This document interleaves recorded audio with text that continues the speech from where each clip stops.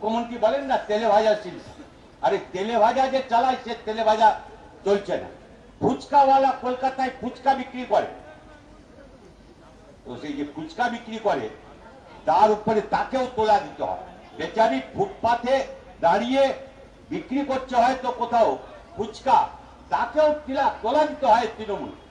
ফুচকা বিক্রি করারও কোনো উপায় নেই।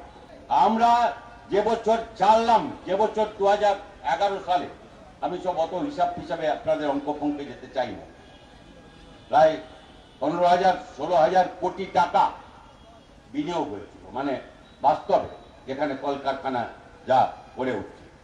ইনি 5 বছরে 1,000 কোটি টাকাও বিনিয়োগ করতে পারলেন না। এই শালবনীতে বিরাট ইস্পাত তৈরির কারখানা আমাদের জেলায় হতো। মুখ্যমন্ত্রী কি করেছেন, ইস্পাত কারখানার কিছু নেই, ওখানে একটা সিমেন্ট কারখানার ভিত্তি পাথর পুঁতে দিয়েছেন, যেখানে পারেন একটা পাথর পুঁতে দিচ্ছেন।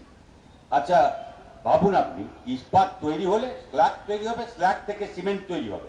ইস্পাত তৈরি হচ্ছে না, কারখানা নেই, স্ল্যাগ তৈরি হচ্ছে না, ইনি সিমেন্ট তৈরি করবেন। মানে মেয়ের বিয়ে দিলেন না, নাতির অন্নপ্রাশনের কাজ চেপে দিলেন।